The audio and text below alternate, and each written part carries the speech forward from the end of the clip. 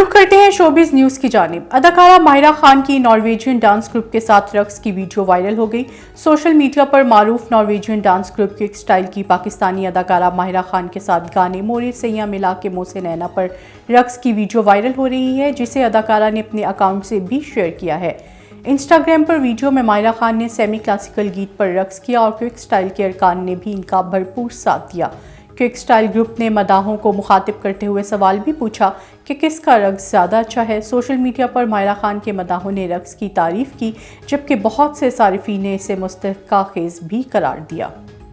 अमरीकी नगमा निगार, गुलकार और guitarist Jack flint शादी के सिर्फ चंद घंटों के बाद ही इंतकाल कर गए। आलमी ज़राए अबलाग के मुताबिक 37 साला जैक फ्लिंट की बेवा ब्रेंडा ने समाजी राब्तों की वेबसाइट्स पर अपने दूल्हे की मौत की तस्दीक करते हुए कहा कि हमें अपनी शादी की तस्वीर की एल्बम देखनी थी, लेकिन इसके बजाय मुझे अपने खाविंद की तदफीन करना पड़ रही है।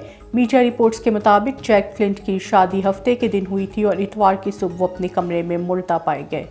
अमरीकी कॉमेडियन और अदाकार विल स्मिथ ने पहली बार ऑस्कर्स 2022 की तकरीब के दौरान साथी कॉमेडियन क्रिस वॉक को थप्पड़ मारने की वजह बता दी। विल स्मिथ ने अपने हालिया इंटरव्यू में ऑस्कर्स 2022 की रात को खौफनाक रात करार देते हुए कहा कि यकीनन मैं अपने रवैये को दुरुस्त करार नहीं दे सकता, मगर इस वक्त मेरे अंदर बहुत कुछ हुआ था। वो एक छोटा बच्चा था जो अपने बाप को माँ पर तशद्दुद करते देखता था।